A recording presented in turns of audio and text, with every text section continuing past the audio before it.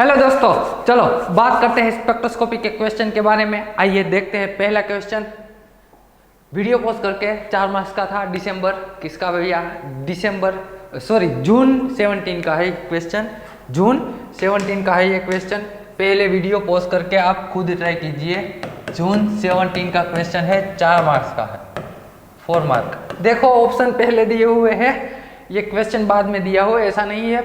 ये हिंदी का क्वेश्चन है, ऊपर है, नीचे इंग्लिश का क्वेश्चन है, इंग्लिश लैंग्वेज में। चलो वीडियो पॉज करके पहले क्वेश्चन खुद ट्राई कीजिए, बाद में हम सोल्व करते हैं। आप सब लोगों ने किया है, चलो अब हम सोल्व करते हैं।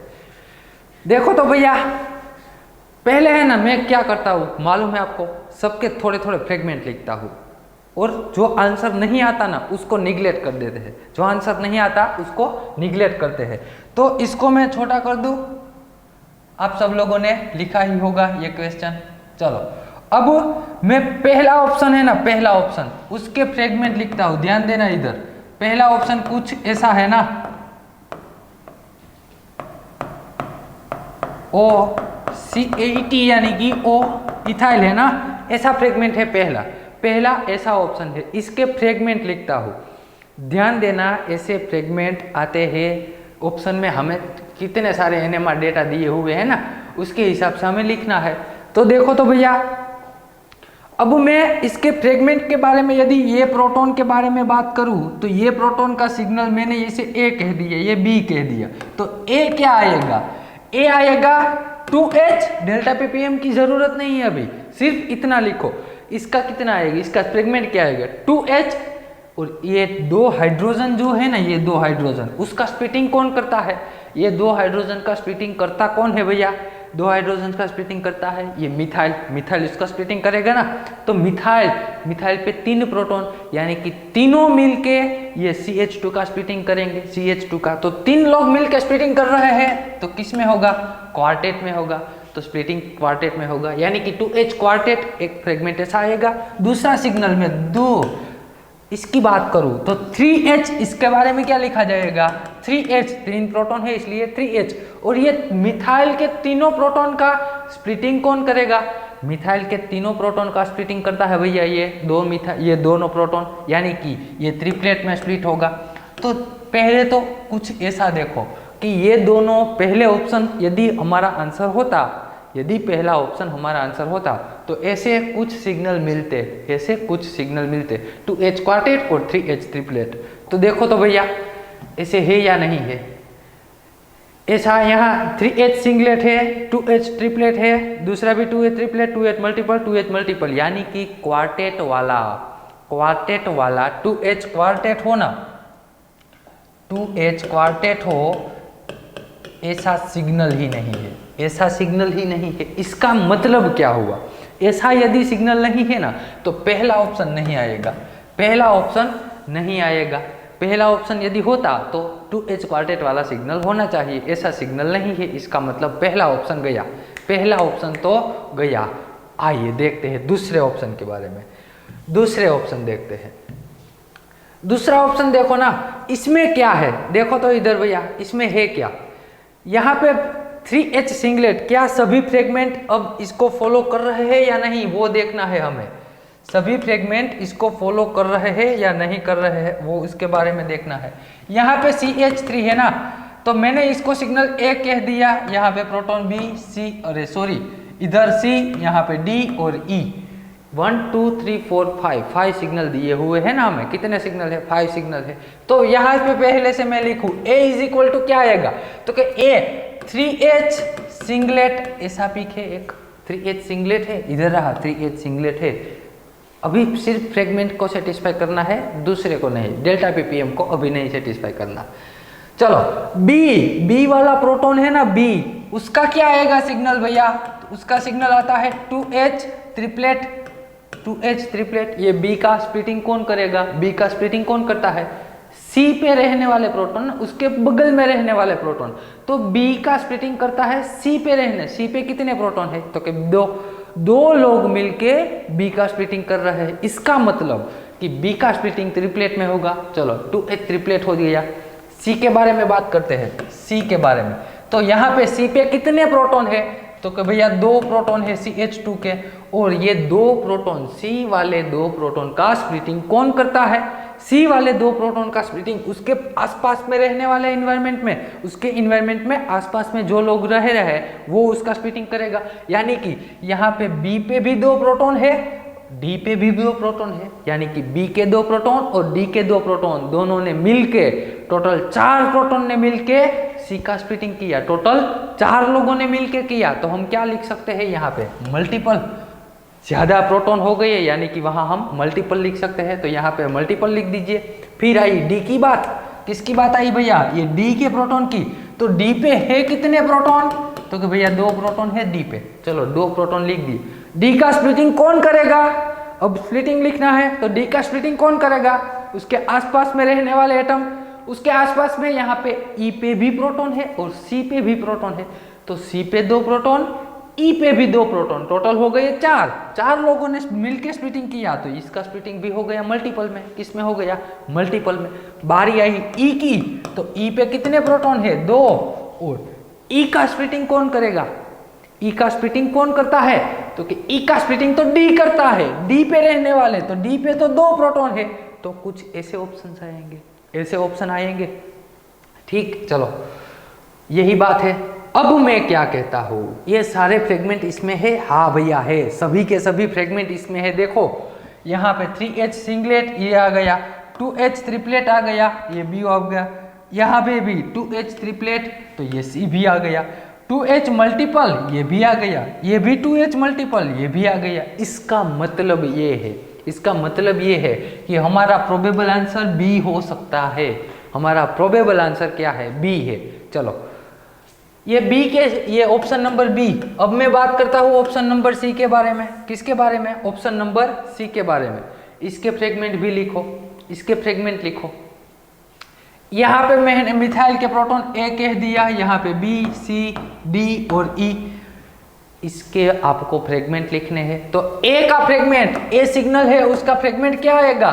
A का सिग्नल का फ्रेगमेंट आएगा 3H सिंगलेट, 3H सिंगलेट। क्यों भैया? क्योंकि यहाँ मिथाइल है, उसके पास में क्या आ गया? हेटेरो एटम आ गया, और ये मिथाइल के तीनों प्रोटॉन को स्प्लिटिंग करने वाला कोई नहीं बचा, तो ये मिथाइल के तीनों प्रोटॉन सिंगलेट ही रहेंगे, तो 3H सिंगलेट।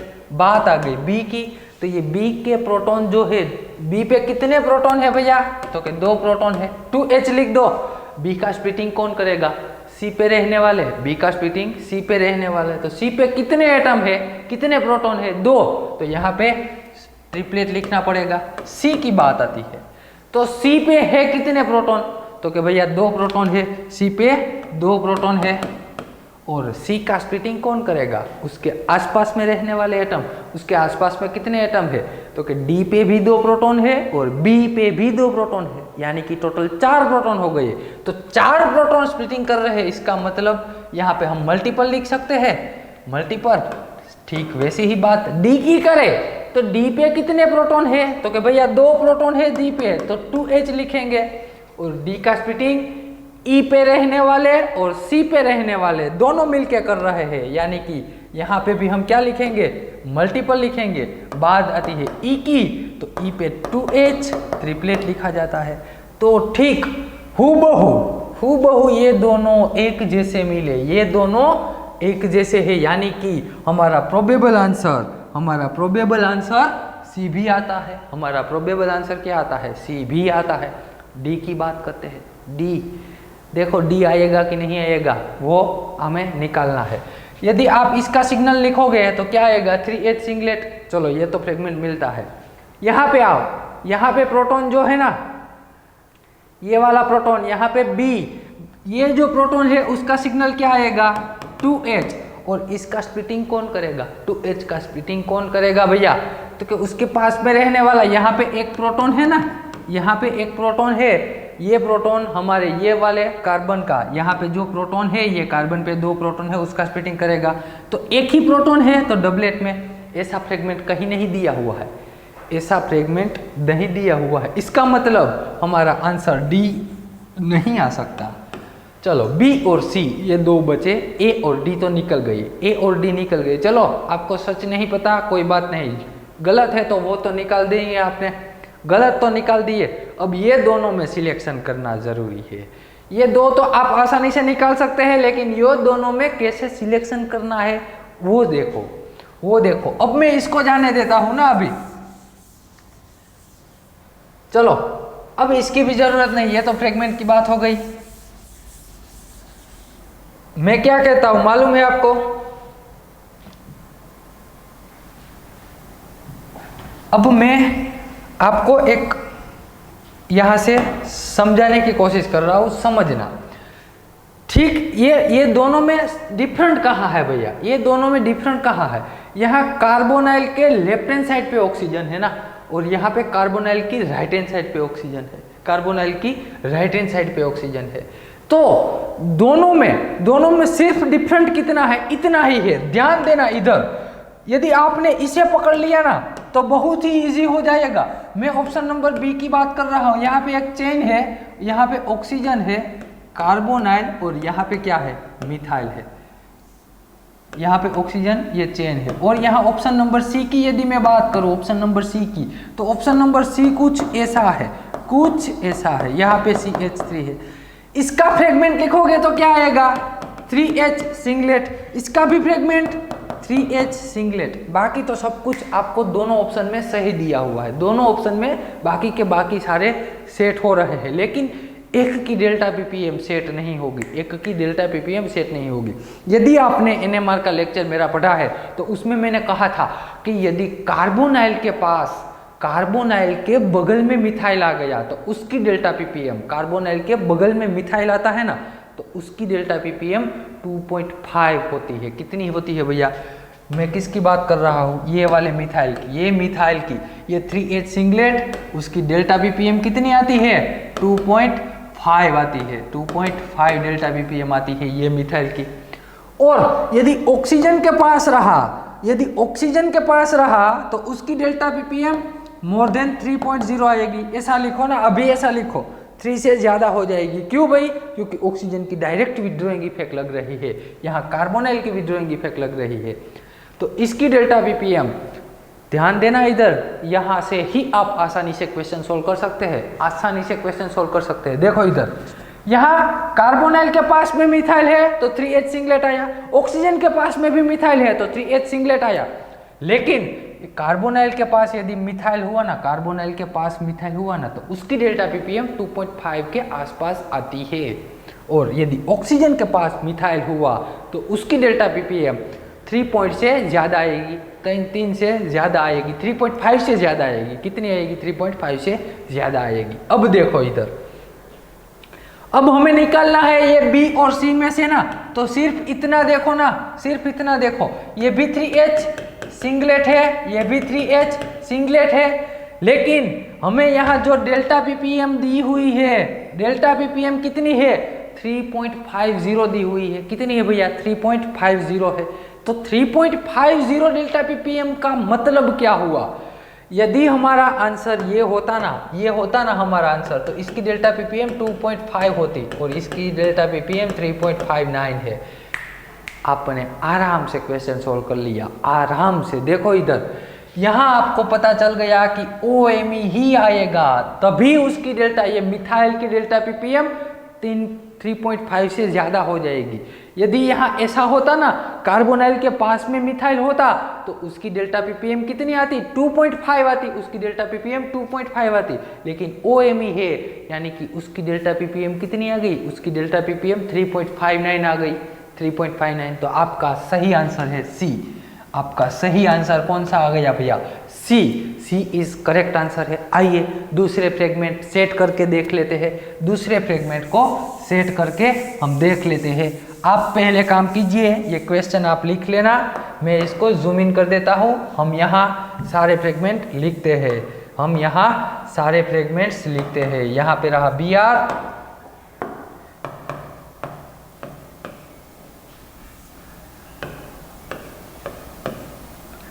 यहाँ पे कार्बोनाइल, यहाँ पे O, यहाँ पे CH3।